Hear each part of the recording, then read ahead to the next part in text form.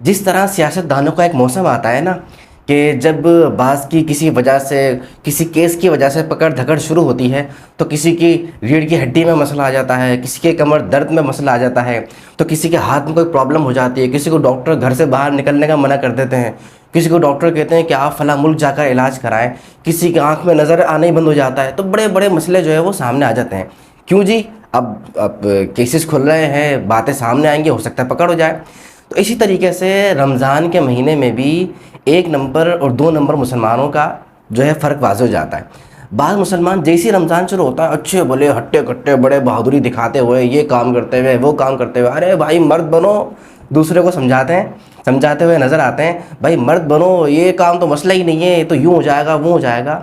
رمضان شروع ہوا، اب تو کسی کو گلے کا مسئلہ آ گیا، کسی کی ناک میں مسئلہ آ گیا، کسی کے گردوں میں مسئلہ آ گیا، کسی کے پھیپھڑوں میں مسئلہ آ گیا، کسی کے معدے کا مسئلہ، کسی کی ٹانگ کا مسئلہ، سر درد کا مسئلہ، محنت کا مسئلہ، سانس پھولنے کا مسئلہ۔ ارے بھائی مسئلے مسئلے کیا ہو گیا؟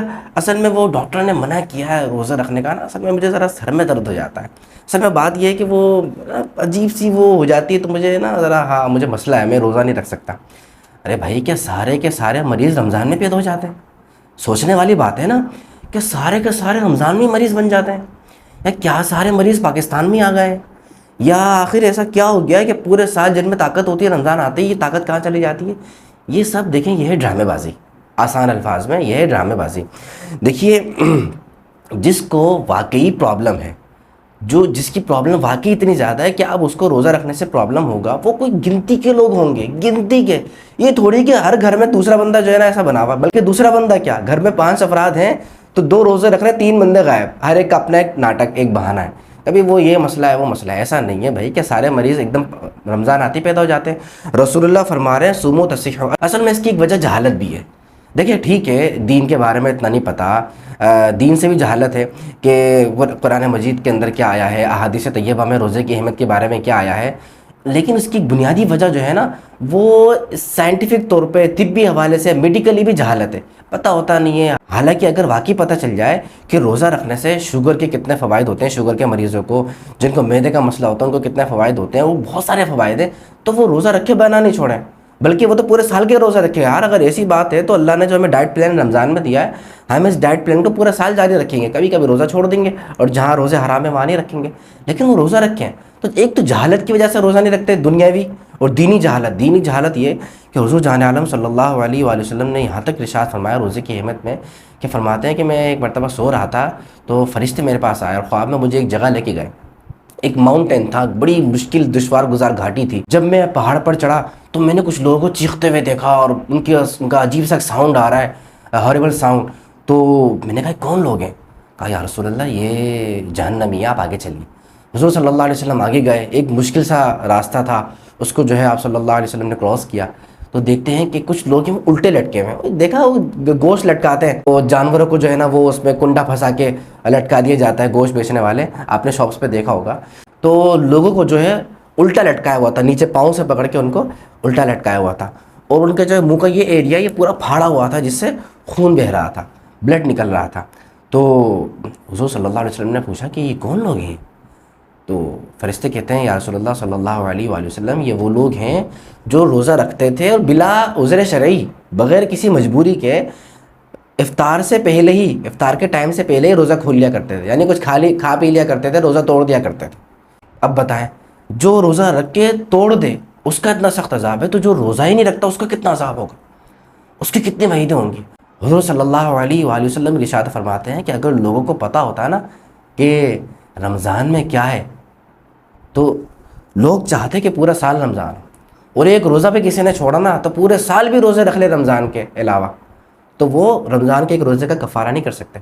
حضور صلی اللہ علیہ وآلہ وسلم نے ایک مرتبہ ارشاد فرمایا، 3 لوگوں کو آپ نے بدبخت کہا، بات لمبی ہو جائے گی تو میں تینوں کا تذکرہ نہیں کر رہا، ایک کا بتا رہا ہوں۔ حضور صلی اللہ علیہ وسلم نے ارشاد فرمایا جس نے ماہ رمضان کو پایا اور اس کے روزے نہ رکھے وہ شخص بدبخت ہے۔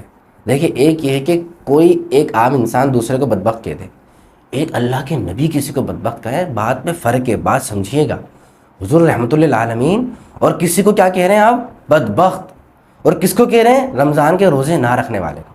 اسی طرح ایک اور مقام پر جان عالم صلی اللہ علیہ وسلم نے ارشاد فرمایا، مسند احمد کی روایت ہے، حدیث نمبر 7455، آپ صلی اللہ علیہ وسلم نے فرمایا جس پر رمضان کا مہینہ داخل ہوا، یعنی ہم جی رہے ہیں، زندہ ہیں، ہمارے سامنے رمضان کا مہینہ آیا، ہم اس میں زندگی گزار رہے ہیں، تو جس پر رمضان کا مہینہ داخل ہوا پھر اس کی مغفرت ہونے سے پہلے گزر گیا، مغفرت نہیں ہوئی، فرمایا گزر گیا، آپ صلی اللہ علیہ وسلم نے ارشاد فرمایا اس کی ناک مٹی میں مل جائے، جسے کہتے ہیں نا ذلیل ہو جائے، رسوا ہو جائے، برباد ہو جائے، آپ صلی اللہ علیہ وسلم ایسے شخص کے بارے میں یہ ارشاد فرمایا۔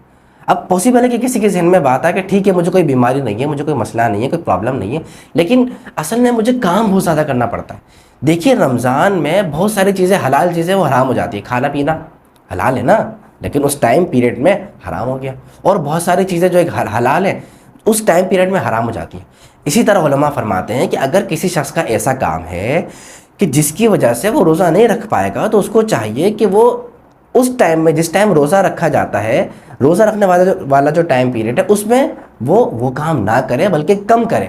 جیسے 8 گھنٹے کام کرنا تو اس کو پتہ ہے میں برداشت نہیں کر سکوں گا، 5 گھنٹے کام کرے۔ ایک بہت بڑی تعداد ہے جن کے کام نائٹ میں ہو سکتے ہیں اور نائٹ میں شفٹ کر دیں، بلکہ الحمدللہ ایک بہت بڑی تعداد ہے جن کو ریلیف ملتا ہے، کمپنیوں میں ریلیف ہوتا ہے، جو مزدور مستری ٹائپ کے لوگ ہیں 1 بجتے ہی کام ختم کر دیتے ہیں، تو یہ ریلیف ہی تو ہے۔ اب ان سب کو ریلیف مل رہا ہے، اس کے باوجود اگر کہیں کہ جی روزہ نہیں رکھنا ہے، تو بتائیے کیسے چلے گا؟ دین اسلام میں جسٹ 5 ارکان ہیں۔ کلمہ طیبہ، یہ تو ہم مطلب کلمہ پڑھ کے تو مسلمان ہے، اس کو تو ہٹا دیں 4 بجے۔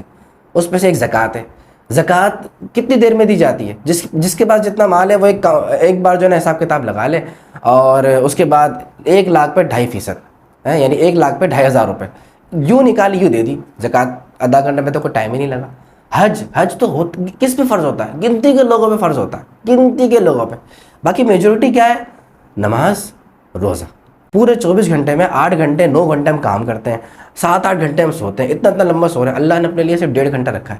آپ 500 نمازوں کا ٹائم ملائیں گے نا تو مل کے کوئی 1.5 گھنٹہ بنے گا زیادہ سے زیادہ۔ 15 منٹ آپ فجر کے لگا لیں، 15 منٹ مغرب کے ہیں، 20 منٹ عشاء کے وغیرہ سب ملا کے وہ 1.5 گھنٹہ بنتا ہے۔ ایک سال میں ایک بار روزہ ہی تو آتا ہے جس میں آپ نے تھوڑا سا اپنے آپ کو ذرا قابو میں رکھنا ہوتا ہے، اس سے ایک سیلف کنٹرول بھی بندہ سیکھتا ہے۔ اب وہ بھی نہیں رکھا جائے تو اسے بندے کو کیا کہیں؟ اب کتنا لالچی انسان ہے یہ کہ جس سے تھوڑی دیر جو ہے نا وہ اپنی بھوکی برداشت نہیں ہو رہی۔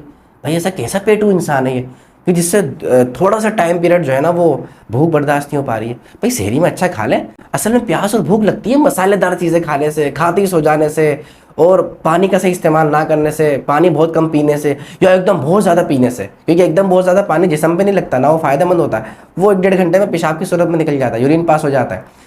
اسٹیپ بائی اسٹیپ جو ڈیوریشن ہمیں ملا ہوا ہوتا ہے، تھوڑا تھوڑا کر کے پانی پی لینا چاہیے، یہ ہمارے جسم کو لگتا ہے۔ تو ہمارے اپنے کسی نہ کسی وجوہات کی بنا پر ہمیں روزہ بہت زیادہ فیل بھی ہو رہا ہوتا ہے، ویسے روزہ تو ہونا ہی فیل چاہیے جبھی مزہ آتا ہے، لیکن میں ایک بات عرض کر رہا ہوں، ہم خود احتیاط کریں، سب کچھ کریں تو اچھے انداز سے روزہ رکھ سکتے ہیں۔ تو میرے محترم بھائیوں، ایک بڑی تعداد ہے جو روزہ نہیں رکھ رہی، یہ چھوٹی بات نہیں ہے۔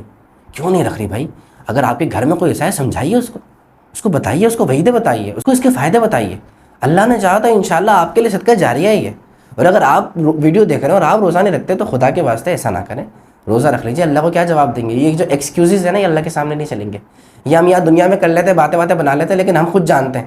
ابھی ہمیں کہا جائے بھائی صبح کھانا ملے گا اور اس کے بعد رات کو 8 بجے ملے گا، کام کرنا ہے روزانہ، آپ کو ایک دن کے کام کے 10,000 روپے ملیں گے۔ آپ دیکھیں ساری بھوک بھی برداشت ہو جائے گی، ساری پیاس بھی برداشت ہو جائے گی، سب محنت مشقت ساری طاقتیں بھی آ جائیں گی، بندہ اپنا کو کہہ رہے ہیں ساری یہ کام میں کر سکتا ہوں، آپ کیا بات کر رہے ہیں، آپ ابھی پہچانے نہیں مجھے۔